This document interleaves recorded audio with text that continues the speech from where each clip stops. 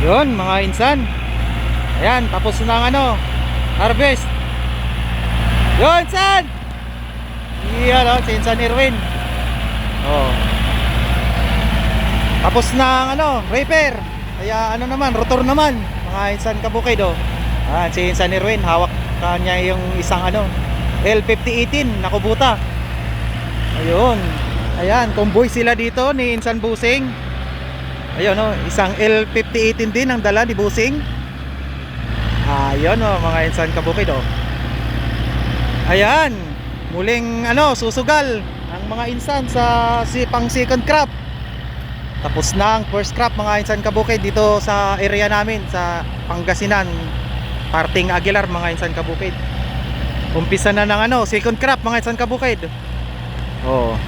Ayan Ayan. Magandang rotovator pag ganitong may tubig at saka ayan, matigas ang lupa. Ayan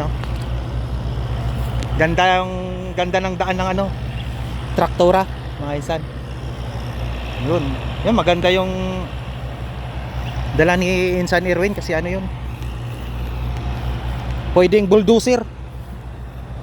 Kasi sa mga magpapapatag dyan dito sa parting Aguilar, mayroon yan si Insan Erwin.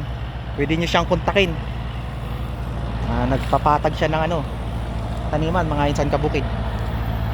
Yan. Ganda talaga ng daan ng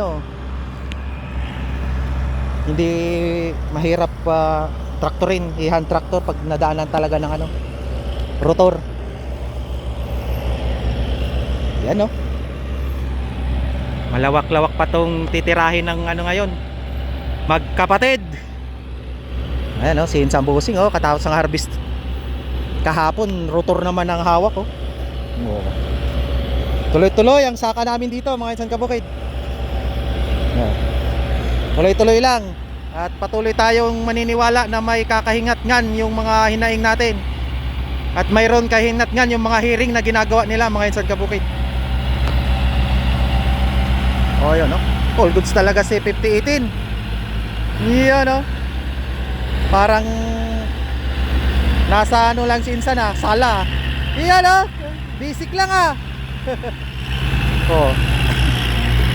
lang dyan mainit ang makina talaga. Mabuti ngayon medyo ang araw. Yan yung problema lang talaga dyan pag mainit. Ayun si Insan all goods mga insan kabukid Ayan, second crop na po itong itatanim dito ng ni Insan. Yun all goods mga insan kabukid. Maraming salamat sa patuloy na suporta sa Team Insan. Godspeed.